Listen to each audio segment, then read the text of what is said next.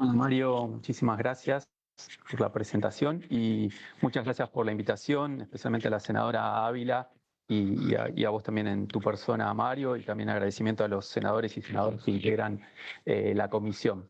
Y aprovecho a saludar a Alejandro Prinz, que escuché su presentación, a quien conozco hace tiempo, y también vi que están como futuros panelistas Agustín Suárez y Facundo Serigós, que aprovecho también a mandarle un saludo afectuoso. Bueno, la idea de mi presentación hoy, lo que tenía pensado era compartir algunas reflexiones que tienen que ver con la implementación de las políticas de transformación digital, y esto viene muy asociado con mi experiencia la promoción de reformas de gobierno abierto en gobiernos locales, ¿no? En ciudades, en provincias, en gobiernos subnacionales. Actividad en la que estuve durante varios años en el gobierno de la Ciudad de Buenos Aires y luego en los últimos años he estado trabajando más activamente también como trabajando con la implementación de proyectos de transformación digital en distintos países de la región. Y en general, cuando uno trata cuando uno trata con clientes, entre comillas, ¿no? Entre gobiernos locales que tratan de implementar estas políticas o que desean avanzar en la implementación de estas políticas, siempre parece, y si no aparece hay que plantearlo, ¿no? De entrada, es el para qué y por qué. ¿Por qué queremos implementar estas cosas? Sabemos que son exitosas, sabemos que dan buenos resultados, pero cuando estamos con el gobierno de una ciudad de 100.000, 150.000, 200.000 habitantes, o con una provincia que quiere implementar estas reformas, hay que tratar de encontrar bien un poco el hilo causal que nos permita, seducir a los tomadores de decisiones, porque estos procesos son costosos, porque requieren grandes inversiones presupuestarias, ¿no? Entonces, un poco tratar de pensar, hilar en, bueno, ¿por qué? ¿No? Y este por qué. Yo en la actualidad me encuentro, estoy haciendo una investigación en Estados Unidos, en la Universidad de Georgetown, para entender cuáles son los elementos, los condicionamientos disparadores para la implementación de políticas de innovación en el sector público. Entonces, me quería avanzar un poco y contarles algunas de las cosas que veo que me parece que tienen mucho que ver con el proceso de toma de decisiones cuando un gobierno local se propone implementar este tipo de reformas. Voy a tomar el atrevimiento de compartir una breve presentación que me acompañe un poco en este camino. Lo primero que veo, yo soy de formación abogado, pero también estudié ciencia política. La abogacía es más estática, ¿no? Nos dice cómo es el deber ser, cómo deben ser las cosas. Realmente no son en la realidad como nos dice el derecho siempre viene un poco tarde. Y la ciencia política, por el contrario, es un buen complemento, porque nos ayuda a entender, qué pasa en la práctica, ¿no? ¿Por qué ocurre, tratar de explicar por qué ocurren las cosas, pero las cosas las describimos no en un ideal, sino como están ocurriendo hoy en día. Entonces, lo primero que quiero resaltar es esta transformación que estamos viendo en los actores políticos, ¿no? El Estado, sociedad civil y mercado como actores, esta trilogía clásica cuando analizábamos un sistema político, han cambiado muchísimo en los últimos años, no en los últimos 2, 3, sino en los últimos 20 años, ¿no? La diferenciación que había antes tan clara entre Estado, sociedad civil y mercado se ha ido evaporando, las fronteras ya no son tan claras, tenemos organizaciones de la sociedad civil que brindan servicios cuasi estatales, ¿no? Acceso a la vivienda, acceso a servicios de salud sexual y reproductiva, a alimentos. También encontramos un Estado que trabaja mucho más en el territorio, que está mucho más afecto a salir del escritorio, acercarse a la ciudadanía, como decimos cotidianamente, a embarrarse, ¿no? Y ir al territorio y hablar con los ciudadanos. Eso que hace algunos años no ocurría. Y también encontramos transformaciones en el sector privado, ¿no? Empresas cuyo objetivo ya no es meramente el fin de lucro, sino que tienen un impacto social, que buscan generar espacios de comercio y desarrollo sostenible, generando muchos procesos de inversión social en los territorios donde trabajan. Entonces, primero tenemos este gran cambio que creo que es importante.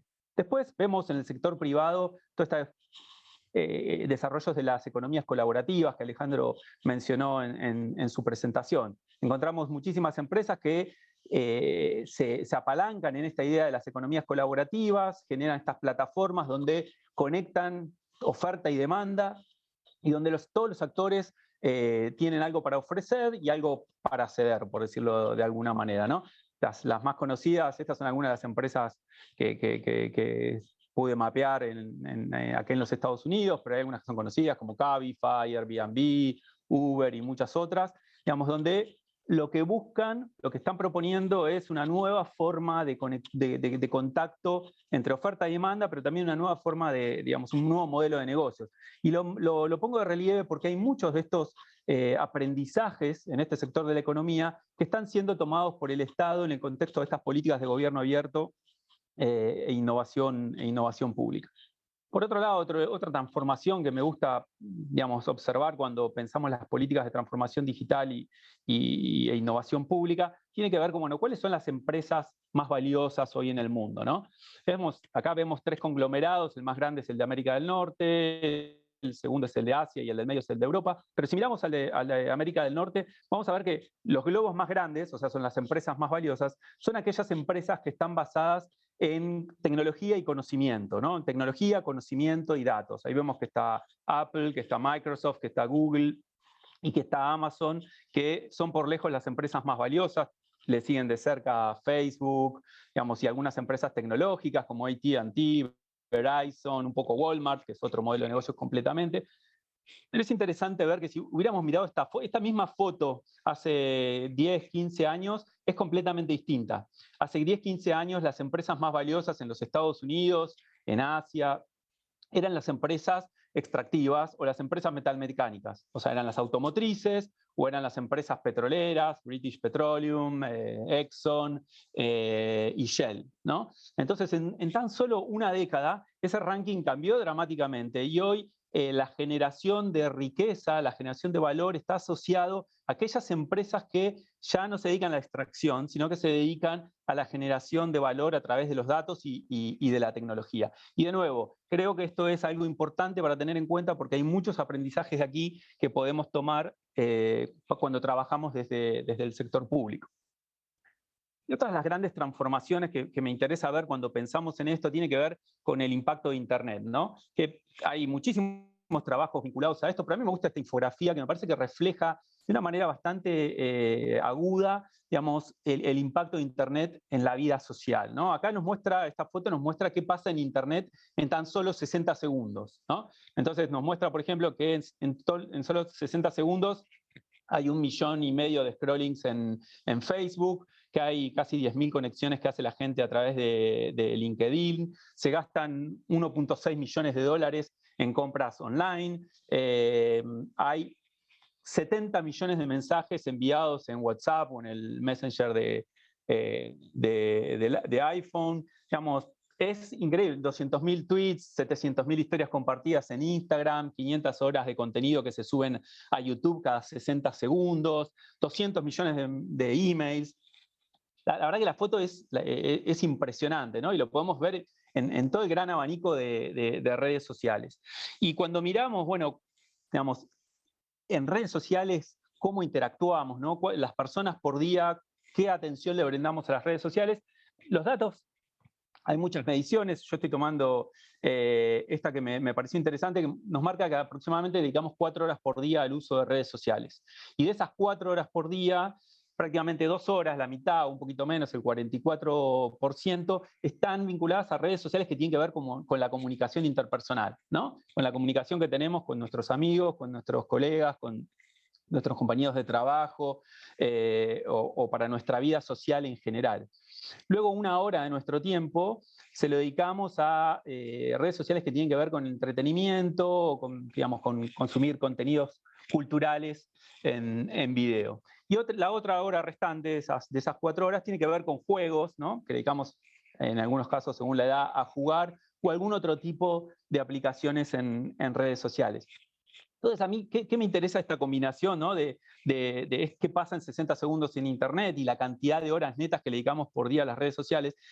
De nuevo, acá hay algo para aprender cuando estamos en los gobiernos, cuando pensamos de una política pública, y tiene que ver con que nuestra vida se ha transformado, nuestra interacción social se ha transformado dramáticamente en los últimos años, ¿no? Hoy en día lo que estamos viendo es que usamos las redes sociales prácticamente para todo, para comprar, para comunicarnos con nuestros afectos, nuestros seres queridos, nuestros amigos, nuestros compañeros de trabajo, para acceder a contenidos culturales, para expresarnos en la vida pública, ¿no? A través de Twitter o de Instagram.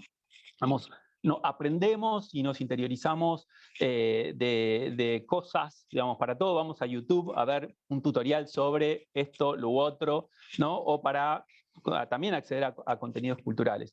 Entonces me parece que esto nos marca un cambio en nuestra forma de relacionarnos con el exterior como individuos que los gobiernos tienen que tenerlos en cuenta.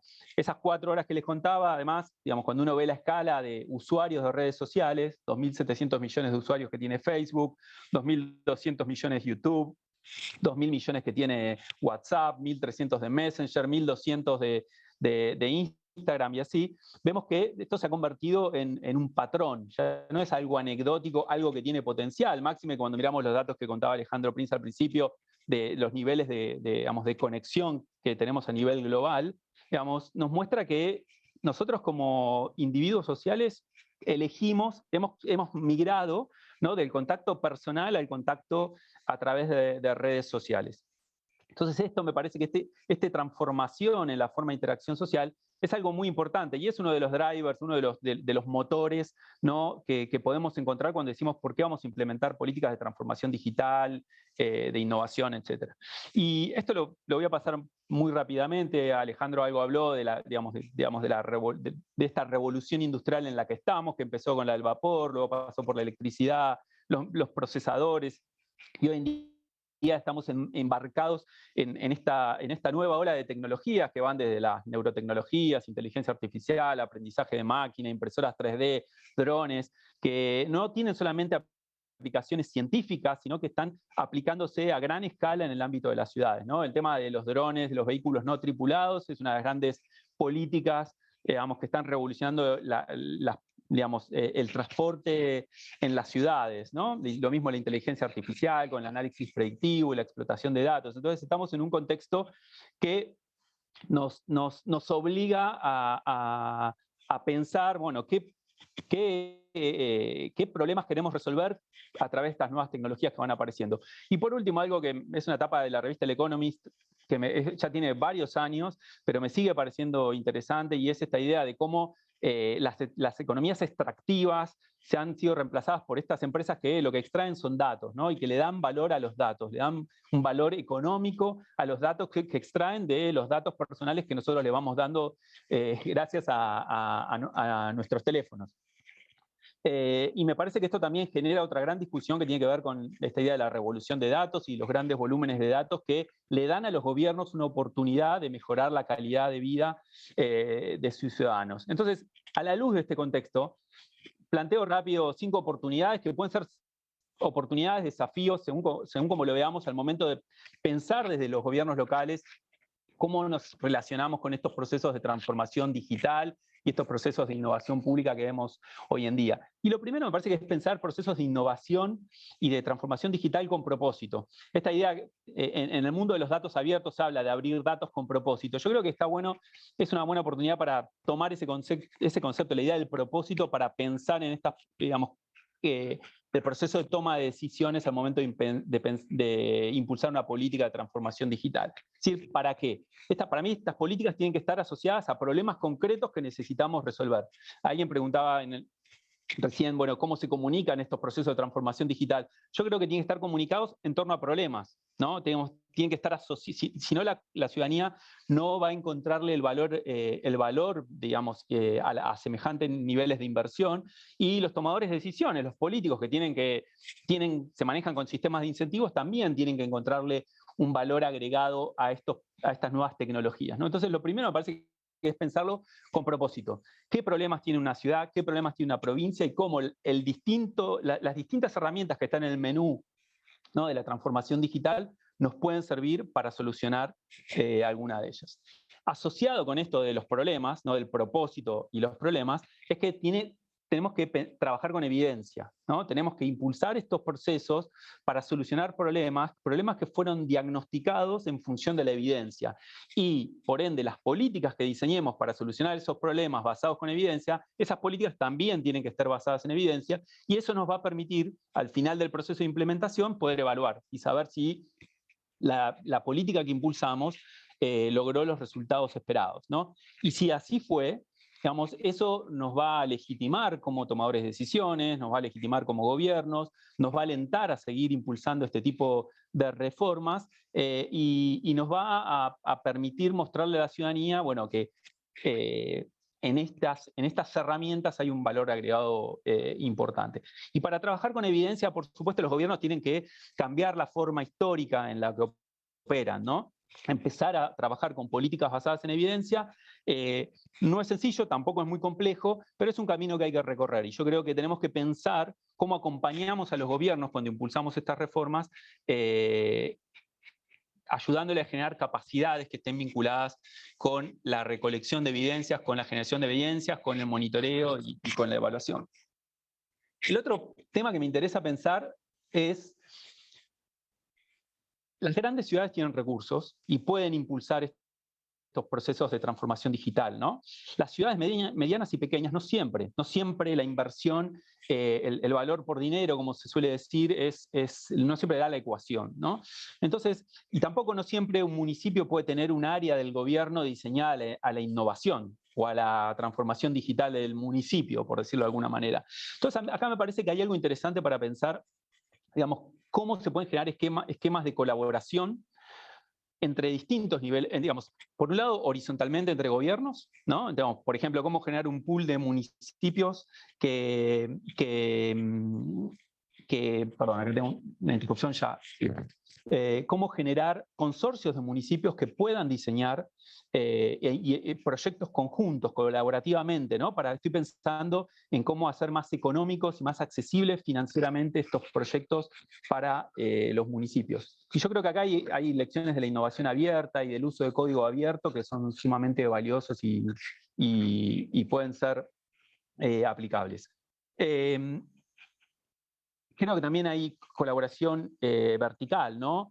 Gobiernos provinciales que puedan generar estos escenarios de colaboración horizontal para sus municipios.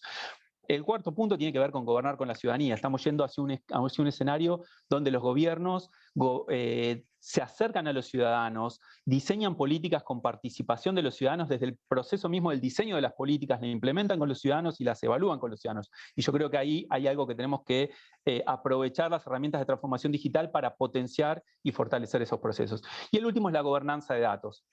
Creo que a nivel provincial y municipal las herramientas de transformación digital, digamos, y las nuevas tecnologías nos generan oportunidades para explotar datos. Alejandro dio algunos ejemplos, ¿no?, de cómo usar datos de consultas en los hospitales para mejorar la asignación de médicos según días y horas de la semana. Creo que acá hay algo muy importante para hacer en términos de datos, pero lo que vemos en general es que no hay esquemas de gobierno de esos datos. Los gobiernos tienen muchos datos, pero no hay un esquema que los gobierne.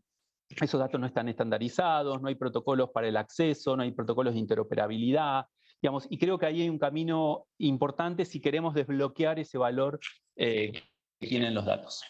Eso es todo. Muchas gracias.